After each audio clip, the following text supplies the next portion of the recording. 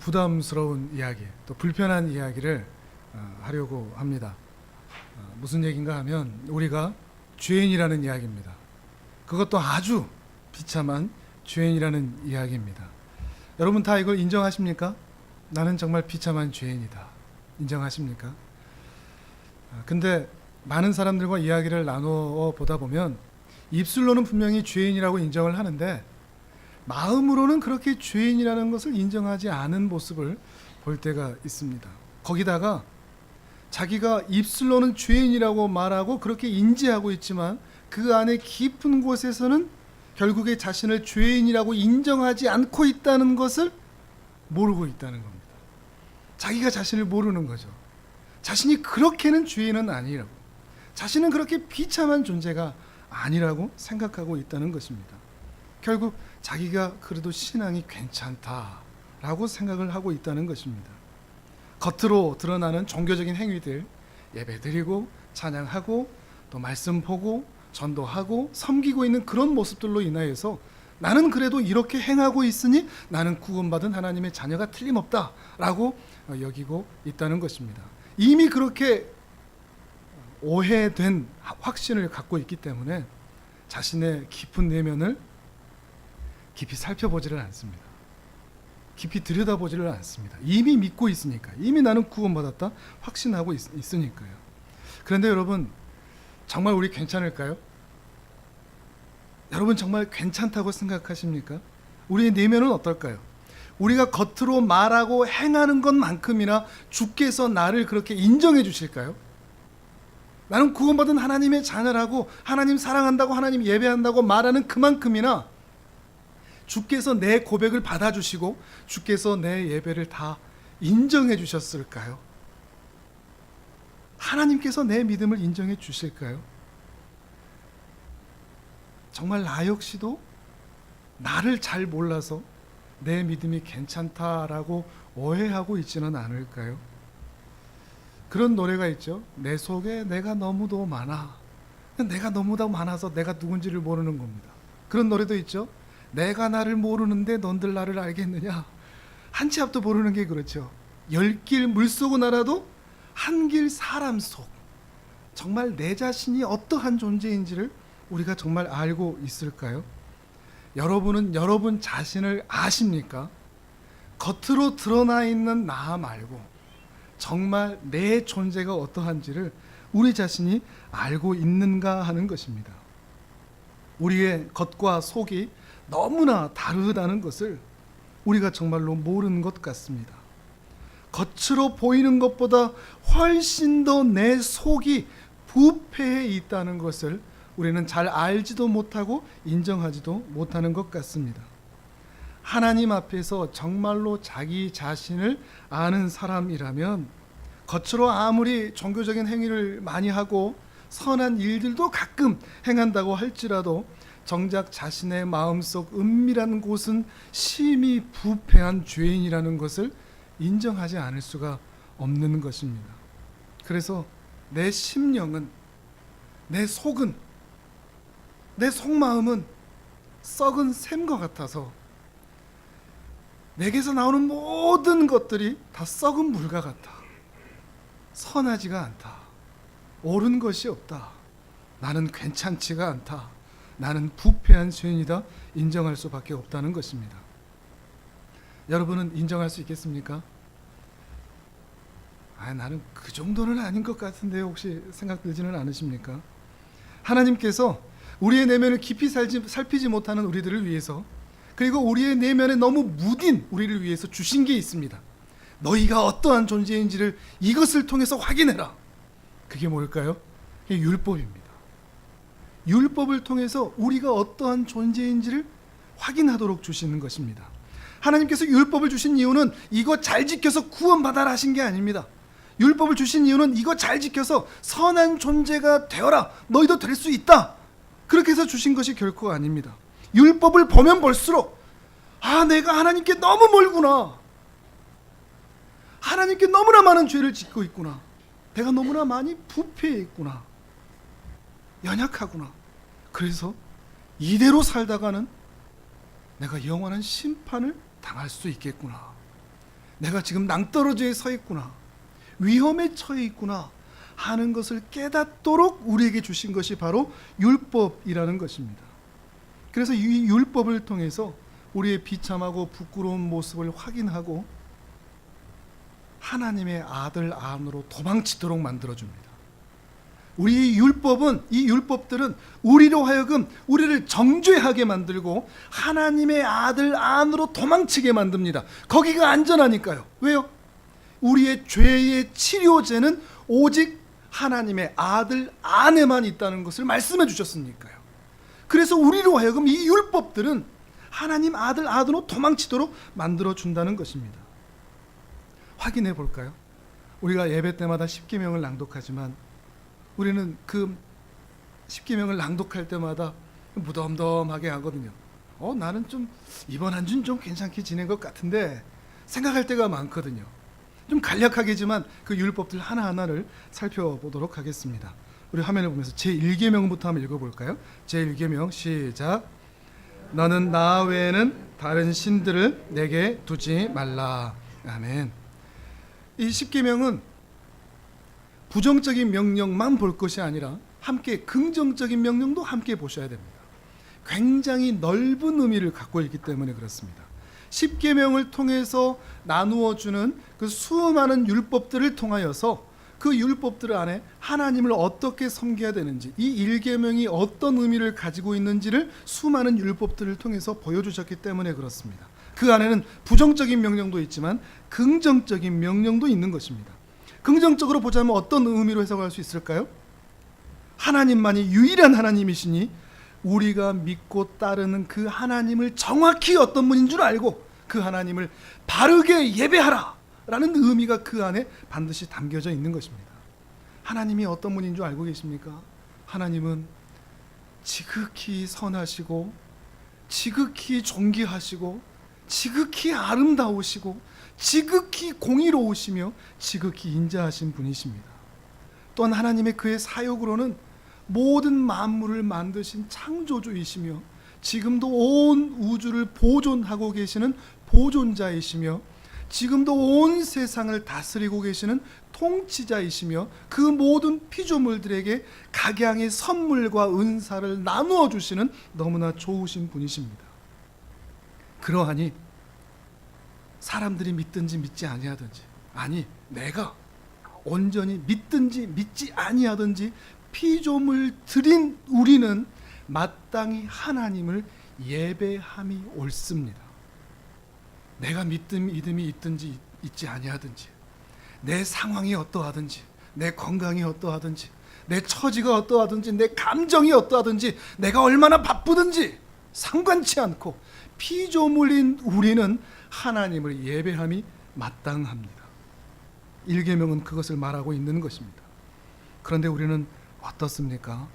성경의 근거에서 이 하나님이 어떤 분인지를 정확하고 바르게 알고 믿고 있습니까? 얼마나 많은 순간 우리는 하나님을 의심합니까? 믿지 못할 때가 있습니까? 또 하나님을 진실로 경외하지를 못합니다. 또한 하나님의 약속을, 그 신실한 약속을, 성경을 통해 우리에게 주신 말씀들을 신뢰하지를 않습니다.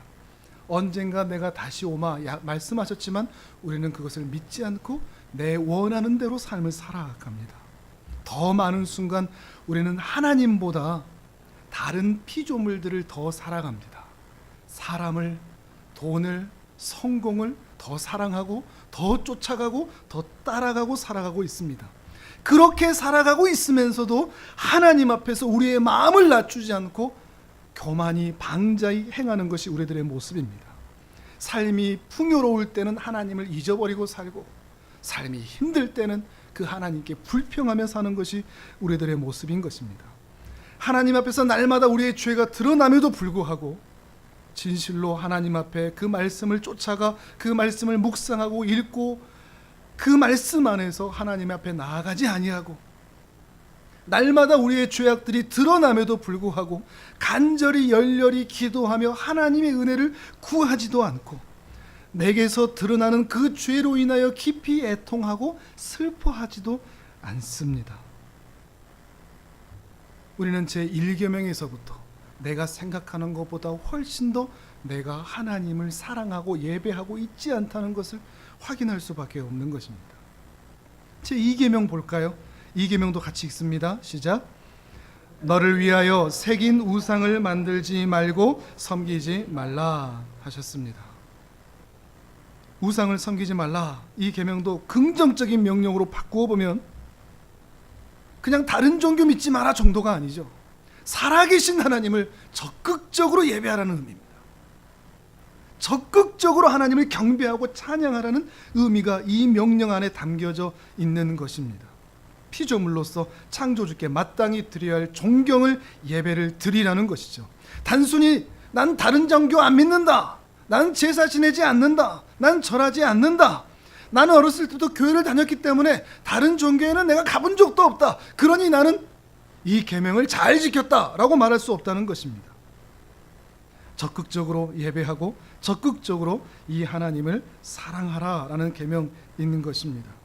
그런데 우리가 얼마나 많이 하나님을 예배한다고 하면서도 적극적으로 예배하라고 하셨는데 어쩔 수 없이 안식일을 기억하여 거룩하게 지키라라는 그 계명 때문에 어쩔 수 없이 끌려나와 형식적으로 예배 드렸던 적이 많습니까? 왠지 예배 안 드리면 벌 주실 것 같아서, 불이익이 있을 것 같아서, 그것 때문에 두려워서, 혹 내가 예배 드리지 않으므로 나와 함께 예배 드리는 그 사람들이 내가 예배 드리지 않은 것 때문에 나를 믿음 없다고 평가할까 봐, 사람들의 평가 때문에 억지로라도 그 자리를 지켰던 적이 얼마나 많습니까? 하나님께서 명령하셔서 습관에 의해서 어쩔 수 없이 어떤 이익을 위해서 진심이 없는 예배를 드렸다면 지금까지 수 없는 예배를 드렸을지라도 제2계명을 완벽하게 어긴 것이 됩니다. 진실로 사랑함으로 드린 예배가 아니라면 말이죠. 계속 볼까요? 제3계명을 보시죠. 3계명도 같이 읽습니다. 시작. 너는 내 하나님 여호와의 이름을 망령되게 부르지 말라 하십니다. 적극적인 명령으로 바꾸어 본다면 하나님의 이름과 하나님의 영광과 하나님의 성품을 바르게 알아서 경외함으로 그 하나님의 이름을 거룩하게 드러내라 하는 의미입니다. 우리의 삶의 모습을 통해서 말이죠. 그런데 우리가 얼마나 많은 순간 하나님의 이름을 오용하고 있는지 모릅니다.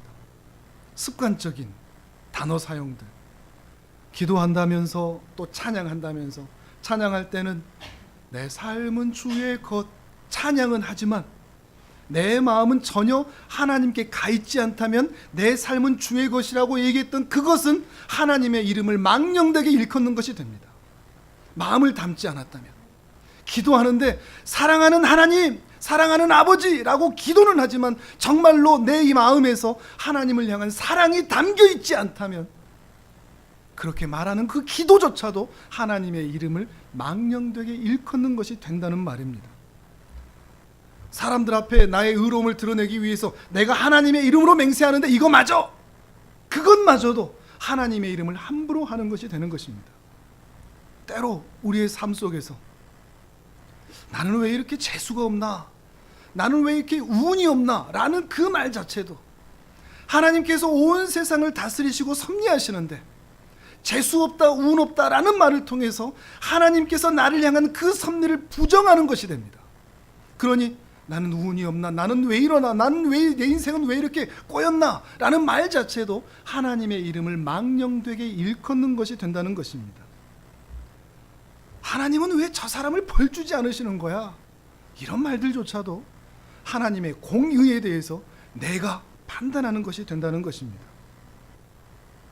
우리가 얼마나 많은 순간 부지 중에라도, 알지 못하는 중에라도 하나님의 이름을 망령되게 불렀던 적이 얼마나 많이 있습니까? 이 3계명 앞에서도 우리는 고개를 둘 수가 없는 것입니다. 제4계명도 확인해 볼까요? 우리 같이 읽습니다. 시작. 안식일을 기억하여 거룩하게 지키라. 아멘. 이 계명은 단순히 개근상타라라는 의미가 아닙니다. 한 번도 안 빠지면 안 된다 이런 얘기를 하자는 것이 결코 아닙니다. 안식일을 기억하여 거룩하게 지키라는 말은 적극적으로 얘기했을 때 살아계신 하나님과 안식일에 그 안식 안으로 들어와서 주님과 신실한 사랑의 교제를 나누라 이런 의미입니다. 개근상 탔다고 안식일을 지켰다고 이 계명을 지킨 게 결코 아닙니다. 주님과의 신실한 사랑의 교제가 있느냐. 그래서 이 날을 준비하면서 일주일 동안 기쁨과 기대감으로 준비하여 나오고 주일 아침이면 일찍 일어나서 예배의 자리로 달려 나오고 예배당에 나와서도 말씀을 읽고 듣고 묵상하면서 마음으로 열렬히 우리의 입술을 다하여 하나님을 찬양하고 기도하면서 찬송을 부르고 주의 몸된 성찬을 참여하고 나누는 그런 날이 바로 안식일이라는 것입니다. 또한 예수님께서 안식일에 각종 질병 든 자들을 고치셨던 것처럼 우리 신자들도 예수 그리스도의 삶을 따라가야 할 텐데 안식일 예배 드린 이후의 순간들을 나의 유익을 위해 쓰는 게 아니라 몸 불편한 자들, 연약한 자들, 가난한 자들을 돌보면서 그들에게 주의 은혜를 흘려보내는 날이 바로 이 안식일이라는 것입니다. 그런데 우리는 얼마나 많은 순간 이 안식일을 지켜야 하니까 지켰습니까? 어쩔 수 없이 신자가 안 나가면 안 되니까 왜 나가는지도 모르고 그 성전 안에 예배당 안에 들어와서 하나님을 향한 진실한 교제와 나눔과 사랑 없이 그냥 지켜야 되니까 지키는 일만 하다 돌아가는 일들이 얼마나 많았습니까? 그래서 사람들에게 칭찬 얻으려고 예배 잘 드리는구나, 찬양 잘하는구나, 하나님께서 명령하여 어쩔 수 없이 예배를 드리고 이웃에게 자비를 베푸지 않는 안식일을 보냈다면 우리는 이 안식일 계명을 심각하게 지키지 않은 것입니다. 되는 것입니다. 우리는 어떻습니까? 주일 아침에도 더 늦잠을 자기를 원하고 예배에 대한 기대감도 없을 뿐더러 이날을 위해서 준비하지도 않고 온 마음을 다해 말씀을 듣고 기도하고 찬양하지도 않으며 오히려 이 예배당 안에서조차도 세상 것을 생각하고 다른 것을 염려하며 있지는 않은가 하는 것입니다. 주일 오후에도 연약한 자들을 돌보며 그날 들었던 말씀을 다시 한번 묵상하며 하나님의 은혜를 기억하는 것이 아니라 나의 유익을 위하여 사용하고 있다면 그것은 안식일을 심각하게 더럽힌 것이 된다는 것입니다. 제5계명을 볼까요? 5계명이 있습니다. 시작. 내 부모를 공경하라. 이 말씀은 단순히 부모님만 잘 섬기면 된다라는 말씀이 아닙니다. 더 넓은 의미들이 있습니다. 공동체 안에 하나님께서 부어주신 질서, 권위, 그 모든 것들 가운데 그 질서와 권위를 지키면서 아름다운 조화로운 공동체를 만들어가라라는 의미가 담겨져 있습니다. 무너뜨리지 말라는 것이죠. 공동체 안에 있는 남녀노소, 아랫사람, 윗사람, 동료 모든 관계 가운데서 하나님의 사랑을 흘려 보내야 할 것을 말하고 있는 것입니다. 자녀는 부모를 마음을 다해서 공경하고 섬겨야 하며 부모는 자녀를 사랑으로 필요한 모든 것을 공급하고 말씀에 따라 훈육을 해서라도 바른 길로 인도해야 합니다. 아내는 남편을 마음으로부터 존중하고 공경하며 교회가 그리스도께 순종하듯 남편의 다스림을 받고 의롭지 않은 명령이 아니라면 모든 것에 순복해야 합니다. 남편은 아내에게 참 사랑으로 연합하며 주께서 교회에게 하신 것처럼 모든 것을 희생하며 사랑하되 끝까지 희생함으로 사랑함으로 섬겨야 합니다. 종은 상전에게 공경하고 높이고 존중하고 그 권위에 순복해야 하고 상전은 종에게 필요를 공급하며 사랑으로 대우해야 하는 것입니다. 교회의 성도와 목사의 관계에서도 마찬가지입니다. 또한 국민과 위정자의 관계에서도 마찬가지입니다. 상호 질서가 있어야 되고 권위를 존중해야 한다는 것입니다. 그렇게 함으로 세상에서 만나는 수많은 사람들과 관계 가운데 주님을 대하듯 주께 하듯이 섬기고 사랑하는 관계로 나타나야 한다는 것입니다. 이것이 내 부모를 공경하라 라는 계명 속에 담겨있는 적극적인 의미 있는 것입니다. 어떻습니까? 여러분이 살아가는 관계 속에서 여러분 괜찮으십니까? 틀어진 부분이 있지는 않습니까? 이것을 통해서 우리가 얼마나 비참한 죄인인지를 확인하게 된다는 것입니다. 제 6계명도 보실까요? 6계명도 같이 읽습니다. 시작. 살인하지 말라. 아멘. 단순히 죽이지 마라. 난 사람 안 죽였으니까 이 계명 지켰다 할 것이 아닙니다. 이 계명 안에는 어떤 적극적인 의미가 담겨져 있느냐? 자신의 몸과 마음, 또한 타인의 몸과 마음을 마음에서나 말에서나 행동으로나 해하거나 상하게 하지 말라라는 말씀이 담겨져 있습니다. 더욱 적극적으로 자신의 몸과 마음을 지키고 타인의 몸과 영혼을 적극적으로 지켜내서 그들로 실족하거나 넘어지거나 가슴 아프게 하거나 괴롭게 하지 말라 하는 것입니다. 혹 그리하였다면 살인하지 말라는 이 계명을 어긴 것이 됩니다. 그러나 우리는 얼마나 많은 순간 내 옆에 있는 사람이 죄를 짓도록 부추기고 죄를 짓도록 그 원인을 제공하고 내 옆에 있는 사람을 분노하게 만들고 내가 분노하게 만들었으면서 그렇게 분노한 그 사람 보고 너는 왜 분노하냐라고 정죄만 하고 자기 자신이 어떠한 죄인인지는 전혀 알지 못하면서 낙심하게 만들고 그럴 기회들을 제공하고 있는 것입니다. 우리 자신의 몸과 마음을 위해서 또한 우리 옆에 있는 사람들의 몸과 영혼을 위해서 우리는 계속해서 우리의 말들을 아껴야 됩니다. 또한 음식을 조심해야 됩니다. 술과 담배도 하지 않는 것이 좋은 것입니다. 신자의 거친 말, 자극적인 말들 삼가해야 하는 것입니다. 그래야 살인하지 말라는 계명을 적극적으로 지키는 것이 되는 것입니다. 그러므로 더욱 적극적으로 우리는 단순히 죽이지 않았다 정도가 아니라 그렇게 죽어가는 영혼들을 살려내는 것이 이 계명을 지키는 자의 신자의 모습인 것입니다. 마음 아파 괴로워하는 자들을 위로하고 힘을 얻을 수 있도록 다독여주며 회복시켜주는 것, 그것이 우리의 모습인 것입니다.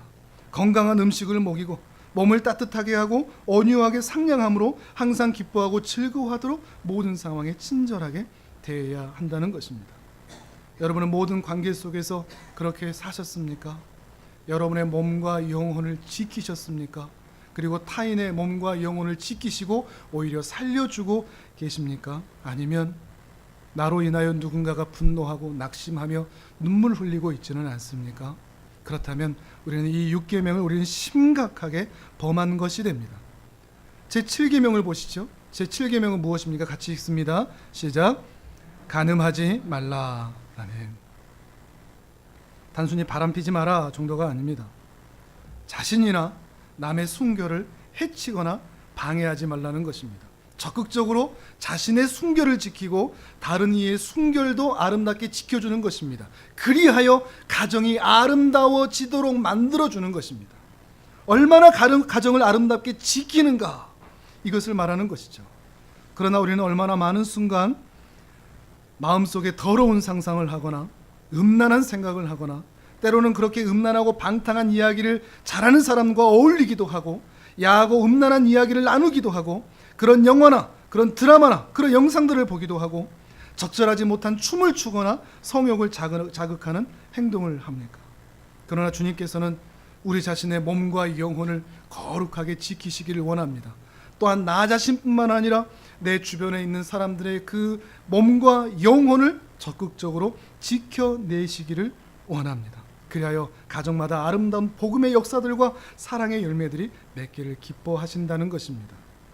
제8계명도 보시죠. 8계명도 읽습니다. 시작.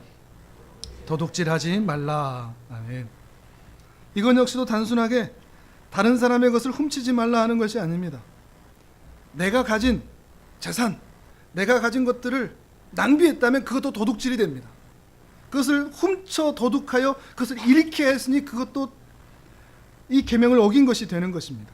자기 재산에 자기 자신의 재산과 건강, 또한 타인의 건강과 재산, 이것들에 대해서 손해를 끼치거나 상해를 끼치는 것도 도둑질하지 말라는 계명을 어기는 것이 됩니다. 적극적으로 자기 자신의 건강과 자기 자신의 재산을 더욱더 강하게 하며 건강케 하며 그 재산들을 더욱 증식케 하는 것, 이것이 이 도둑질하지 말라는 계명의 적극적인 명령인 것입니다. 그래서 성경에서는 고리대금을 금하고 잔인한 빚 독촉도 금하고 임금을 주지 않는 것이나 남의 것을 훔치는 것이나 강제로 빼앗는 것을 금하고 도둑질 보고도 눈 감는 것을 금하고 도둑질하는 물건을 받거나 숨겨주는 것도 금합니다.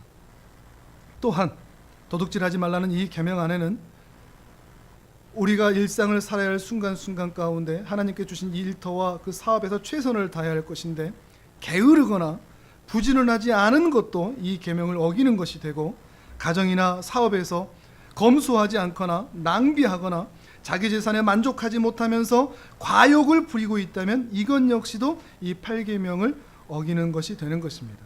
무엇보다도 자신의 현재의 모습에 만족하며 내 처지가 어떠하든 내 재산이 어떠하든 내 건강이 어떠하든 다른 사람을 부러워하는 것이 아니라 내게 주신 모든 것에 감사하며 그 감사함 가운데 하나님을 찬양하는 것이 도둑질하지 말라는 이 계명의 적극적인 의미라는 것입니다. 그러니 우리는 과한 탐욕을 부리거나 검소하지 못하다면, 절약하지 못하다면, 부지런하지 못하고 수고하지 않고 있다면 우리는 이 계명을 어기고 있는 것입니다. 제 9계명도 보시죠. 9계명이 있습니다. 시작. 내 이웃에 대하여 거짓 증거하지 말라. 아멘. 단순히 거짓말하지 마라 정도가 아닙니다. 우리의 입술을 거짓으로 채우지 말고 진리의 말씀으로 채우라는 겁니다. 단순히 도덕적으로 성품적으로 참말만 하라라는 말이 아니라 진리의 말만 채우라. 거짓된 악한 말들을 동원하지 말라 하는 것입니다. 그리하여 그런 거짓된 것들로 우리 자신과 우리의 이웃의 명예를 깎아내리지 말고 오히려 지키라 하는 의미를 가지고 있는 것입니다. 분별이 없는 언행을 통해서 우리는 다른 사람의 명예를 더럽히지 않아야 합니다. 얼마나 많은 순간 우리가 다른 사람을 멸시하거나 하찮게 여기거나 또 그들의 진심을 의심하거나 깎아내리거나 나쁘게 추측할 때가 많습니까? 성급하게 판단해서 그들을 정죄할 때가 있고 이웃의 옛범죄들을 끄집어내서 그들을 다시 낙심하게 할 때가 있고 아첨하는 말들이 있고 그들이 있지 않은 자리에서 험담을 하거나 뒷담화를 하거나 중상모략을 할 때가 많은 것입니다. 오히려 우리는 적극적으로 다른 사람의 그리고 나 자신의 명예를 거룩하게 지켜주어야 합니다. 위로하면서 그들이 낙심되지 않도록, 그들의 명예가 깎이지 않도록 우리는 위로하는 말, 변호하는 말을 해야 한다는 것입니다. 그럼에도 우리는 얼마나 많은 순간 이웃들을 깎아내리고 험담하고 오해할 만한 말을 하고 있습니까? 우리는 우리가 생각하는 것보다 훨씬 더 비참한 죄인이라는 것입니다. 드디어 마지막입니다. 듣기 힘드시죠? 10계명을 우리 마지막 10번째 계명을 또 읽습니다. 시작. 내 이웃의 집을 탐내지 말라. 아멘. 이건 역시도 앞에 나와 있는 도둑질하지 말라라는 것과 비슷한 게 아니라 더욱 근본적인 걸 다루고 있습니다. 탐하다, 탐심을 말하는 겁니다. 어떤 탐심이냐? 앞에 나와서 그 1계명부터 9계명까지 말씀하신 그 계명들을 따르지 않고 싶어하는 탐함입니다. 그래서 하나님께서 기뻐하시는 것을 즐거워하지 않고 계속해서 죄의 길을 탐하는 겁니다. 나는 그대로 살기 싫어. 10계명이 아무리 그렇게 내용이 있어도 나는 내가 원하는 대로 살 거야. 하나님의 뜻이 그렇다고 할지라도 나는 내 마음대로 살 거야. 내가 원하는 대로 살 거야. 이런 본질적인 성향이 탐욕입니다. 하나님의 말씀에서 멀어지고 싶어하는, 그래서 내가 원하는 대로, 사단이 유혹하는 대로 살아가고 싶어하는, 아담이 처음 그렇게 넘어졌던 것처럼 그 탐심, 바로 그것이 여기서 말하는 탐욕인 것입니다. 하나님은 우리가 죄의 자리를 떠나 하나님께 우리의 마음이 더욱 기울어지기를 바라십니다. 신앙생활을 하면 할수록 하나님을 더 사랑하고 하나님께 기어서라도 나오려고 하고, 비록 우리의 삶에서 이 모양 저 모양의 실수가 있을지라도 그래도 하나님께 넘어지더라도 하나님께 넘어지는 것을 하나님께서는 기뻐하십니다. 그런데 우리의 죄된 본성은 어찌 되는 것인지, 하나님을 향해 넘어지지 않는 게 아니라 조금만 기회가 있고 틈만 있으면 하나님이 기뻐하지 않는 쪽으로 가고 싶어 한다는 것입니다. 그게 우리의 탐심입니다. 그러한 본성 가운데 마지못해서 지키는 계명들이 얼마나 많습니까? 어쩔 수 없이 지키는 계명들이 얼마나 많이 있습니까? 사람 눈치 보다가 벌받기 싫어서 두려워서 하는 것이죠. 그렇게 행하는 것을 율법적인 순종 또는 율법적인 사랑이라고 합니다. 어쩔 수 없이 하는 거죠. 그런데 우리는 사랑했습니다. 순종했습니다. 그러니 괜찮다 그럽니다. 아닙니다. 그것은 율법적인 어쩔 수 없이 마지못해 두려워서 한 것입니다. 그럼 반대로 하나님께 기울어진 사람이 하는 것은 율법적인 순종이나 사랑이 아니라 복음적인 순종이며 복음적인 사랑입니다. 하나님의 말씀대로 사는 게 너무 좋아서, 하나님께 기울어지는 게 너무나 좋아서 기꺼이 순종하고 사랑하는 것, 그것이 바로 하나님께서 기뻐하시는 순종이요 사랑의 모습이라 하는 것입니다. 여러분 어떻습니까? 지금까지 이 10가지 계명을 아주 간략히 살펴보았습니다. 듣는 것만으로도 여러분 불편하십니까? 여러분의 마음 상태가 어떠하신가를 지금 보십시오. 점수를 매기자는 게 아닙니다. 지켰냐 안 지켰냐 그것을 말하는 것이 아닙니다. 어떤 분들은 듣기가 거북할 겁니다. 내가 왜 이런 얘기를 들어야 되나 화가 날 수도 있습니다. 또 어떤 분들은 뭐 그런가 보다 아무런 감흥이 없을 수도 있습니다.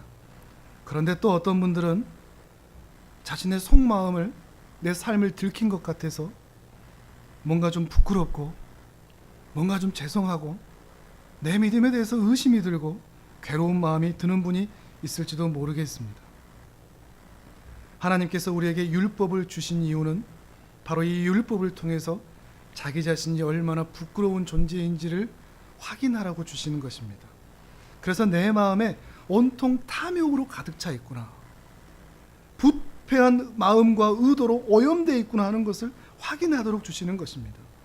내가 기껏 선한 일을 하긴 하지만 내 안에는 썩은 샘과 같아서 그 썩은 샘에서 흘러나온 물들이 있는 것처럼 내가 기껏 선한 일을 하더라도 내 안에 하나님께 잘 보이려고, 사람들한테 인정받으려고, 칭찬을 얻으려고 행했던 일이 얼마나 많은지를 인정하지 않을 수가 없다는 것입니다.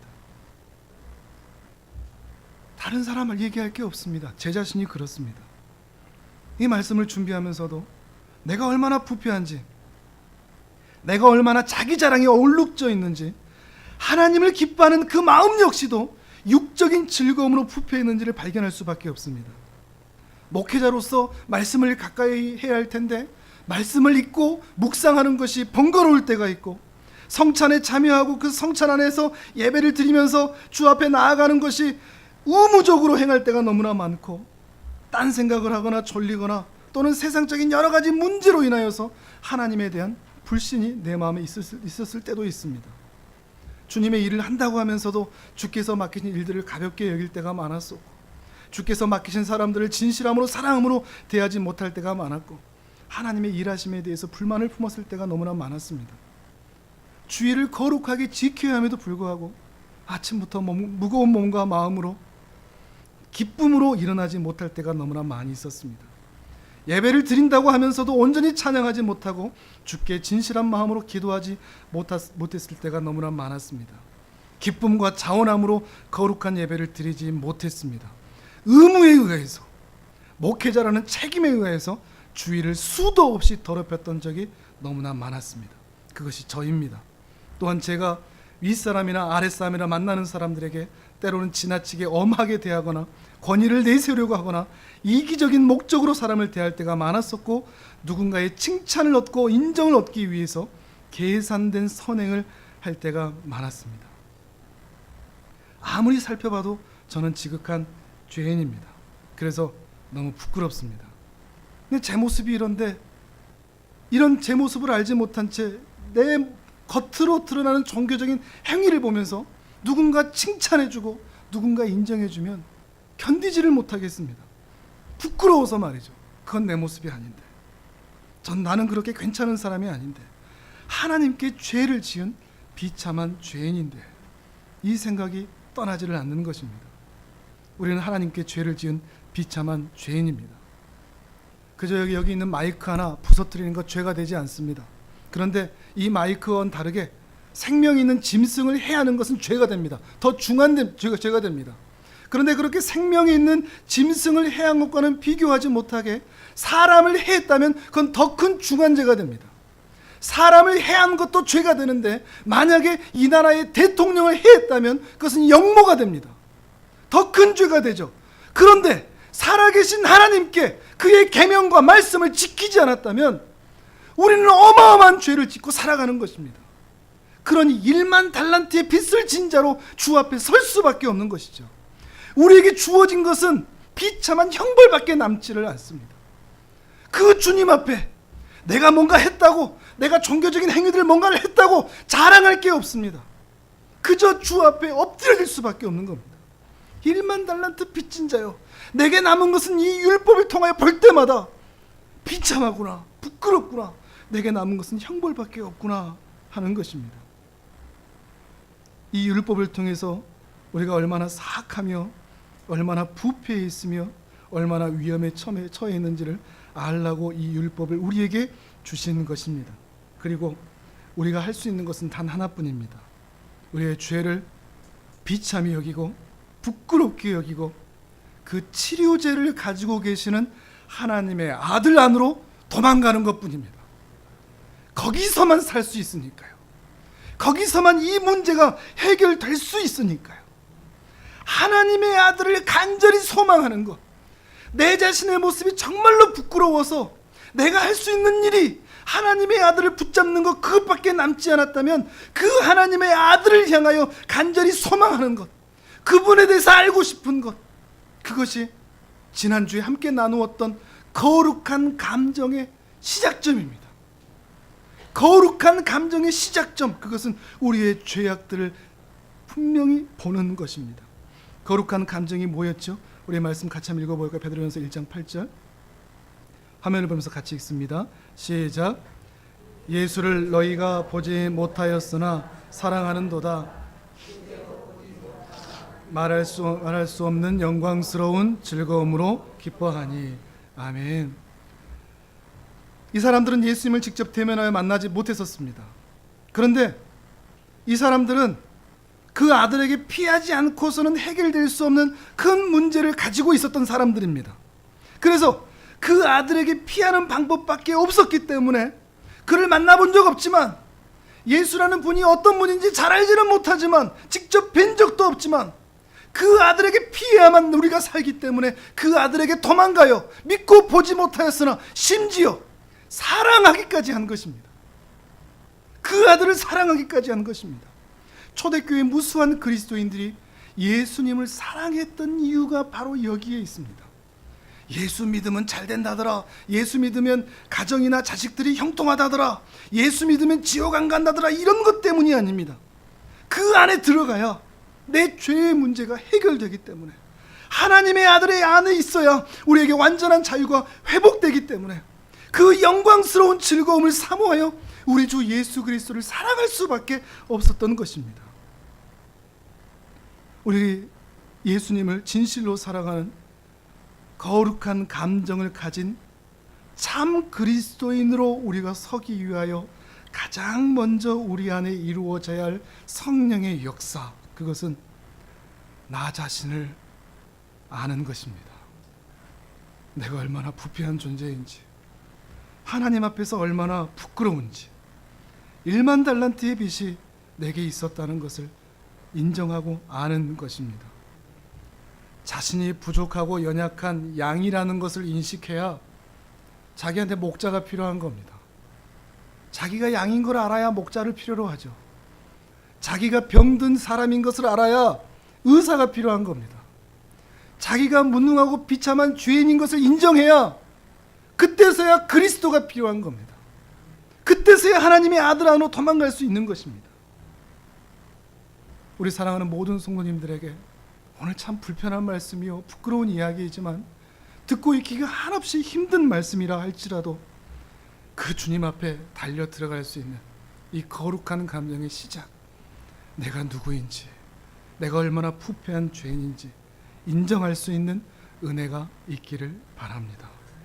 그리하여 여러분 안에 거룩한 감정이 더욱 뜨거워져서 그저 종교적인 행위를 하는 모습만 있는 외형적 그리스도인이 아니라, 그래서 율법적인 순종과 율법적인 사랑만 하는 존재가 아니라 복음적인 사랑을 하며 복음적인 순종을 하며 주님 앞에 날마다 나아갈 수 있는 복된 주의 자녀들 되시기를 주님의 이름으로 축복합니다. 아멘.